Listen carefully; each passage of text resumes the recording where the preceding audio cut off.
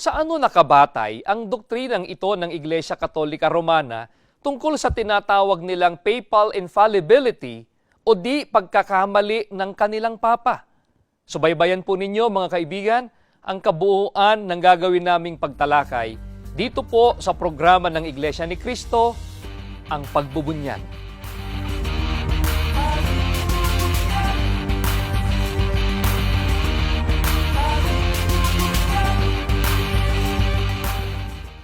Welcome pong muli sa palatuntunang ito ng Iglesia ni Cristo, ang Pagbubunyag. Muli po namin kayong inaanyayahan, mga giliw po naming mga kababayan, na kami po ay samahan sa isa pong napakahalagang pagtalakay na naglalayon pong minsan pa po kayong magabayan, matulungan sa ginagawa po ninyong pagsusuri sa mga aral ng Diyos na sinasampalatayanan sa Iglesia ni Cristo. Mga giliw po naming mga taga-subaybay, ang isa po sa mga aral o doktrina ng Iglesia Katolika ay ang tinatawag nilang papal infallibility o ang hindi di umano pagkakamali ng kanilang papa. Ano po ba ang doktrinang ito? Ito po kaya ay nakabatay sa katotohanan. Ano ang ibinibigay nilang katibayan na wasto ang aral nilang ito? Sangguniin po natin mismo ang mga aklat ng Iglesia Katolika Romana. Ano po ba ayon mismo sa kanila ang kahulugan ng papal infallibility? Dito po sa kanilang aklat na pinamagatang The Faith of Our Fathers, na isinulat po ng isang kardinal katoliko na nagngangalang James Gibbons at itinagalog naman ni Rufino Alejandro ang pananampalataya ng ating mga ninuno. Dito po sa pahina 127, ganito po ang kanilang sinasabi. Kung gayoy ano ang tunay na doktrina ng di pagkakamali, ito'y nangangahulugan lamang na ang Papa bilang kahalili ni San Pedro, prinsipe ng mga apostoles, sa bisa ng pangako ni Jesucristo ay iniingatan sa ipagkakamali sa pagpapasya kung siya'y naglalagda ng isang kahatulan sa iglesia ukol sa pananampalataya at mga moral. Mga kaibigan, ayon po sa Iglesia Katolika Romana, ang doktrina ng di pagkakamali o papal infallibility ay nangangahulugang ang kanilang mga papa ay iniingatan sa pagkakamali sa pagpapasya kung naglalagda ng kahatulan ukol sa pananampalataya at mga moral. Tangi po sa kanilang papa, sino pa raw ang hindi nagkakamali or infallible? Sa kanilang aklat naman na pinamagatang Siya ang inyong pakinggan, ang aral na Katoliko. Ito naman po ay isinulat ng isang pari na nagngangalang Enrique de Mond. Pakinggan po ninyo dito po sa pahina 86, ganitong kanilang pahayag. Ang Iglesia Katolika Romana ay hindi mangyayaring mamali o sa wikang Kastila ay infallible. Ang ibig sabihin ng wikang infallible ay ang totoong iglesia ni Jesucristo ay hindi mangyayaring mamali sa mga bagay na nauukol sa banal na pananampalataya at mabuting kaugalian. Ang magpapasya na di mangyayaring mamali sa mga bagay na nauukol sa banal na pananampalataya at mabuting kaugalian ay ang Konsilyo General na pinagtibay ng Santo Papa at ang Santo Papa lamang sa paghahayag ng ex cathedra. Ang kahulugan ng wikang ex cathedra ay ito. Ang Papa ay nagwiwika ex cathedra kung siya'y nagpapasya na parang pinakamataas na maestro at pastor ng lahat ng mga tapat na Katoliko sa mga bagay na nauukol sa banal na pananampalataya at sa mabuting kaugalian. Mga kaibigan, bukod po sa mga papang Katoliko, maging ang konsilyo na pinagtibay ng kanilang papa ay hindi rin umano nagkakamali sa mga pagpapasya sa mga bagay na nauukol sa pananampalatayang Katoliko. At ayon pa po sa kanila, kailan po ginagamit ng Iglesia Katolika ang hindi raw nito pagkakamali? Sa kanilang aklat na pinamagatang Religion, Doctrine, and Practice, sa page 459, ay ganito po ang nakasulat. Kailan ginagamit ng iglesia ang kanyang di pagkakamali? Ginagamit ng iglesia ang kanyang di pagkakamali kung nagsasalita. Una, sa pamamagitan ng kanyang mga pangkalahatang konsilyo. Mga kaibigan, tinitindigan po ng Iglesia Katolika Romana na ang mga pagpapasya ng kanilang mga konsilyo ay infallible.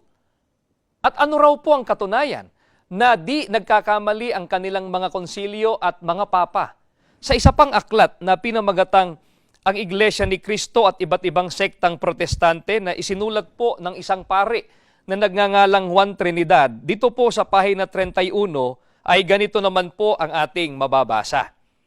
Ang Iglesia Katolika Romana lamang ang siyang mula pa noong una hanggang ngayon at magpakailanman ay hindi nagbabago ng kanyang turo.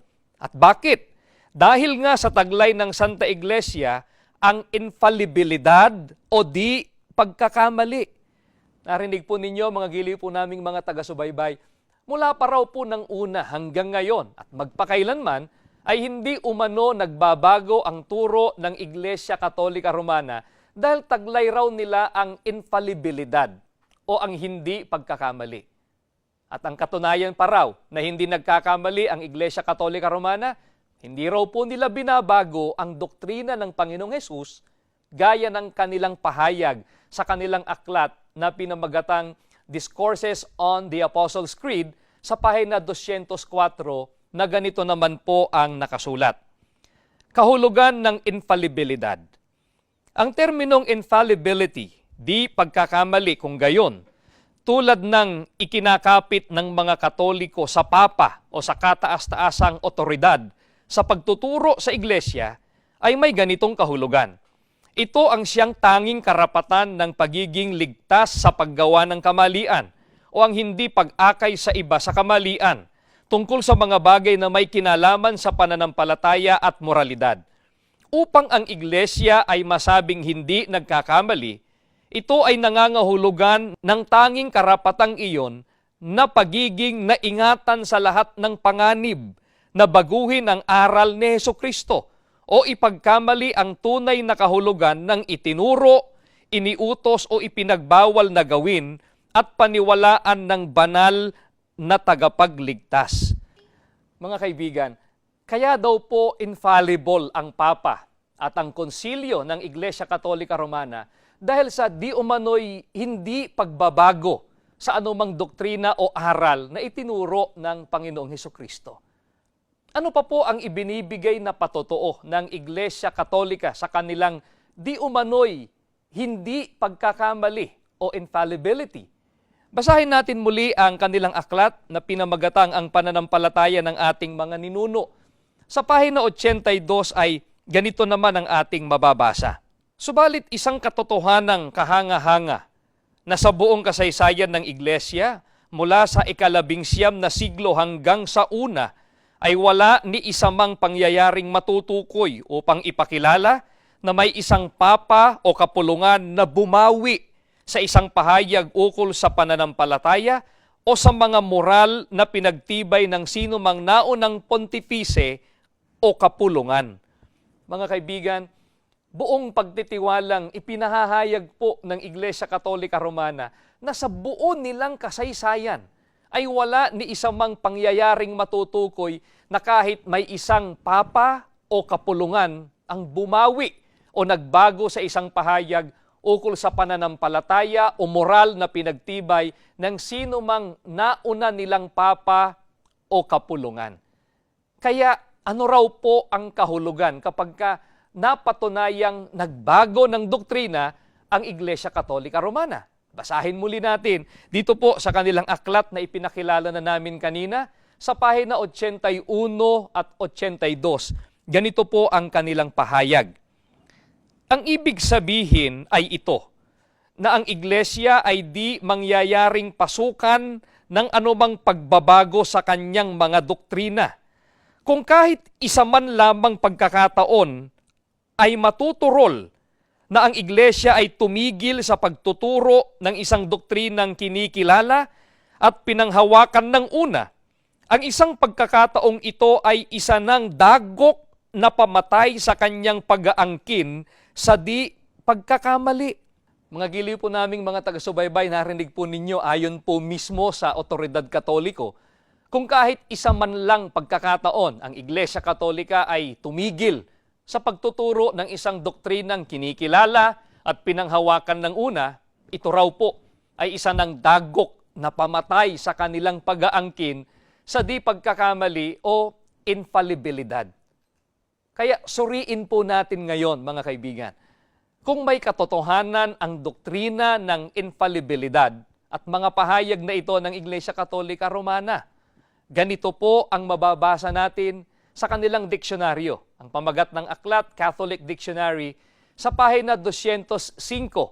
Ganito po ang nakasulat. Ang usapin ni Galileo.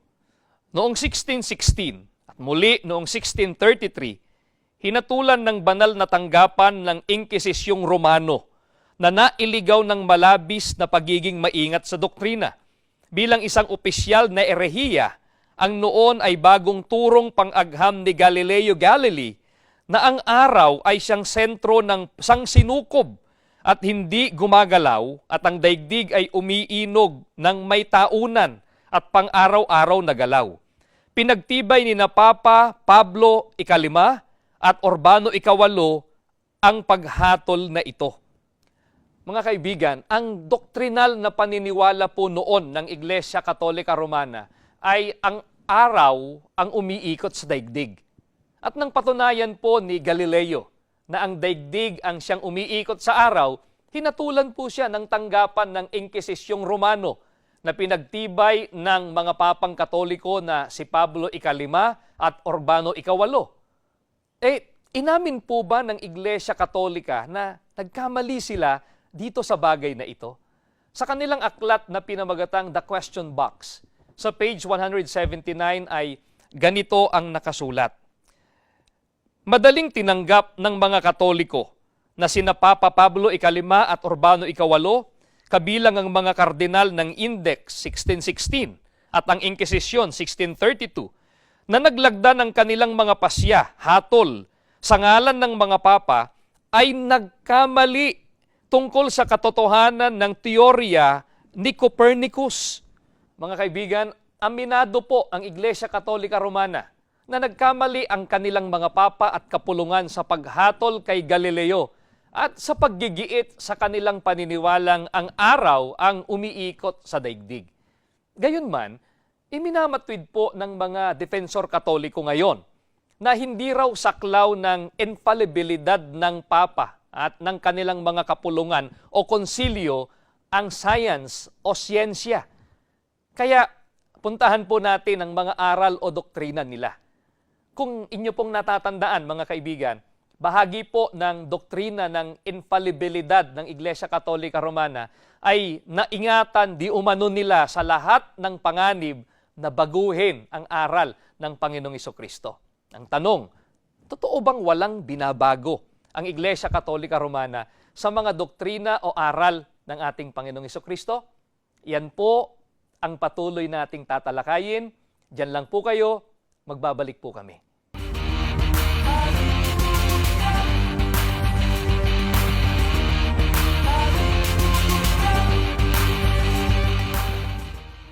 Welcome back po sa programang Ang Pagbubunyag. At salamat po ng marami sa patuloy po ninyong pagsubaybay.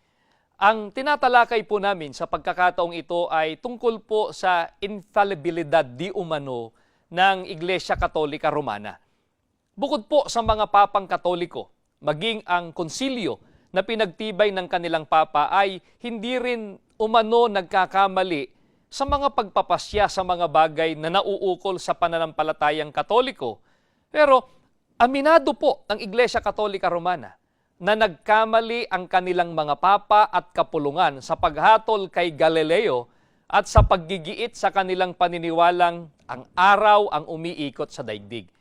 Gayunman, iminamatwid po ng mga defensor Katoliko ngayon na hindi raw saklaw ng infallibilidad ng papa at ng kanilang mga kapulungan o konsilyo ang science o siyensya. Kaya puntahan po natin ang mga aral o doktrina nila. Kung inyo pong natatandaan, mga kaibigan, bahagi po ng doktrina ng infallibilidad ng Iglesia Katolika ay naingatan di umano sa lahat ng panganib na baguhin ang aral ng Panginoong Hesukristo. Totoo po bang walang binabago ang Iglesia Katolika sa mga doktrina o aral ng Panginoong Hesukristo? Hindi po totoo yan, mga kaibigan. Ano po ang isa sa mga aral ng Biblia na mapatutunayang binago ng simbahang Katoliko? Pakinggan po ninyo ang pahayag mismo ng ating Panginoong Hesukristo na nakasulat dito po sa Mateo 26, mga talatang 26 hanggang 27. At samantalang sila'y nagsisikain, ay dumampot si Jesus ng tinapay at pinagpala at pinagputol-putol at ibinigay sa mga alagad at sinabi, "Kunin ninyo, kanin ninyo. Ito ang aking katawan." At dumampot siya ng isang saro at nagpasalamat at ibinigay sa kanila na nagsasabi, "Magsiinom kayong lahat diyan." Mga giliw po naming mga taga-subaybay, nang itatagpo ng Panginoong Hesukristo ang banal na hapunan, nagpakain siya mula sa iisang tinapay na pinagputol-putol at nagpainom siya mula sa iisang saro. Paano po ito tahasang sinalangsang at binago ng Iglesia Katolika Romana? Dito po sa kanilang aklat na ipinakilala na po namin kanina, siyang inyong pakinggan, ang aral na Katoliko. Pakinggan po ninyo ang kanilang sinasabi. Dito po sa pahina 198. Ang pakikinabang o ang Santa Komunyon. Ang pakikinabang o ang Sagrada Komunyon ay ang tunay na pagtanggap ng katawan at dugo ni Hesukristo sa ilalim ng anyong tinapay. Kaya nga, ang tatanggapin natin sa pakikinabang ay si Hesukristo rin na siyang tunay na Diyos at tunay na tao. Tinatanggap natin si Hesukristo sa anyong tinapay lamang. Hindi dapat tayong uminom sa kalis upang tanggapin ang dugo ni Hesukristo. Mga kaibigan, kayo na po ang magsabi. Kung wala nga bang binabagong aral ng ating Panginoong Hesukristo o aral ng Biblia, ang Iglesia Katolika Romana. Napakaliwanag po kung paano binago at sinalangsang ng Iglesia Katolika ang utos ng ating Panginoong Hesukristo ukol po sa banal na hapunan. Ang utos po ng Panginoon ay magsiinom kayong lahat dyan. Ang utos naman ng Iglesia Katolika Romana, hindi dapat tayong uminom sa kalis upang tanggapin ang dugo ni Hesukristo.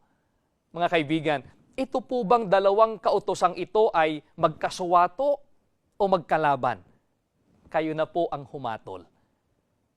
Ang isa pa po sa mga aral ni Kristo na binago ng Iglesia Katolika Romana ay ang nauukol sa bautismo. Ganito po ang maliwanag na pahayag ng Iglesia Katolika Romana dito po sa kanilang aklat. Pinakilala na rin namin kanina ang pananampalataya ng ating mga ninuno sa pahina 274.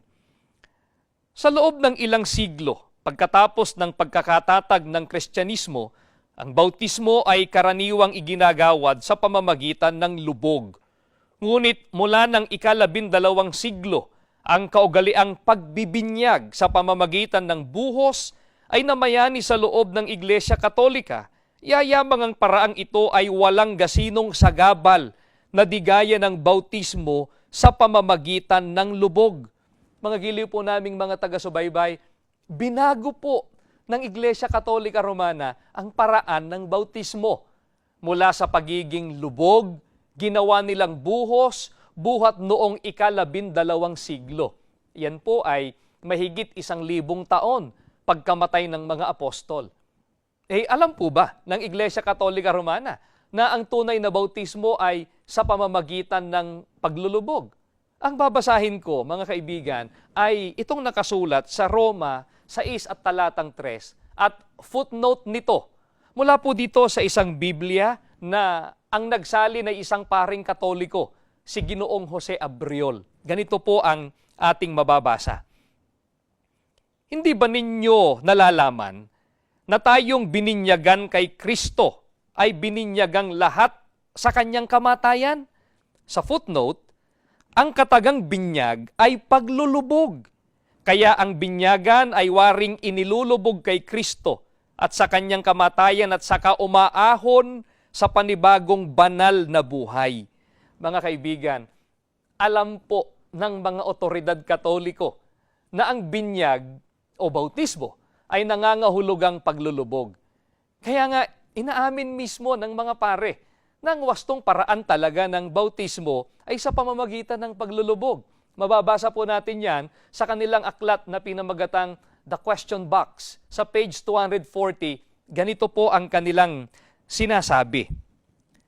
Tinatanggap ng mga Katoliko na ang paglulubog ay higit na inihahayag ang kahulugan ng sakramento ng binyag. Roma 6:3, 4, Colosas 2:12, Tito 3:5, Efesos 5:27. At sa loob ng 12 siglo, ito ang kaugalian. Sinabi sa atin ni Santo Tomas na ito ang kaugalian noong ika-13 siglo. Subalit idinagdag na ang bautismo ay maaari ring isagawa sa pamamagitan ng wisik at buhos. Mga kaibigan, hindi po maikakaila na may mga binagong aral ng ating Panginoong Jesucristo ang Iglesia Katolika Romana. Nagbago po sila ng turo, nagbago po sila ng doktrina. Kaya hindi po natin maiiwasang itanong, sa mga pagbabagong ito na ginawa ng Iglesia Katolika sa mga aral ng Biblia, tunay na Iglesia ni Cristo ba ang Iglesia Katolika Romana? Sa kanilang aklat na pinamagatang ang pananampalataya ng ating mga ninuno, ganito po ang mababasa natin sa pahina 22. Ang Iglesia ni Cristo ay isang matapat at laging maingat na tagapagtaguyod sa mga dogmang inihabilin sa kanyang pangangalaga. Sa banal na lagak na ito'y wala siyang binabago, wala siyang binabawas, wala siyang idinaragdag. Mga kaibigan, hindi po tunay na Iglesia ni Cristo ang Iglesia Katolika Romana gaya po ng kanilang inaangkin. Sapagkat ang tunay na Iglesia ni Cristo, ayon na rin po sa patotoo ng kanilang Kardinal Katoliko na si James Gibbons, ay isang matapat at laging maingat na tagapagtaguyod ng mga aral na inihabilin sa kanyang pangangalaga. Sa banal na lagak na ito, sabi niya, wala siyang binabago, binabawas o idinaragdag. Sa pamantayang ito, mga kaibigan, bagsak po ang Iglesia Katolika Romana. Hindi po pasado ang Iglesia Katolika. Binago po nila ang aral ng ating Panginoong Jesucristo at ang mga aral na nakasulat sa Biblia. At ang ilan nga po sa mga ito ay ang tungkol sa banal na hapunan at ang tungkol po sa bautismo. Ang mga ito, mga kaibigan, ay ilan lamang po sa mga katibayang ang Iglesia Katolika ay hindi po ang tunay na iglesyang itinatag ng ating Panginoong Hesukristo. Mga mahal po naming kababayang Katoliko, hindi po namin kailanman naging layunin sa ganitong pagbubunyag ng mga maling aral ng Iglesia Katolika Romana ang saktan po ang inyong damdamin. Ang tangi po naming hangad ay mabuksan po ang inyong puso't isipan sa mga katotohanan ng Panginoong Diyos na nakasulat sa mga banal na kasulatan para magbigay daan sa pagtatamo po ninyo ng kaligtasan na siya po talagang kalooban ng ating Panginoong Diyos para po sa lahat ng mga tao. At yan po ay mababasa nating nakasulat dito po sa unang Timoteo 2:3 hanggang 4. Ito'y mabuti at nakalulugod sa paningin ng Diyos na ating tagapagligtas, na siyang may ibig na ang lahat ng mga tao'y mga ligtas at mga kaalam ng katotohanan. Mga kaibigan, salamat pong muli sa ginawa po ninyong pagsubaybay. Hanggang sa muli.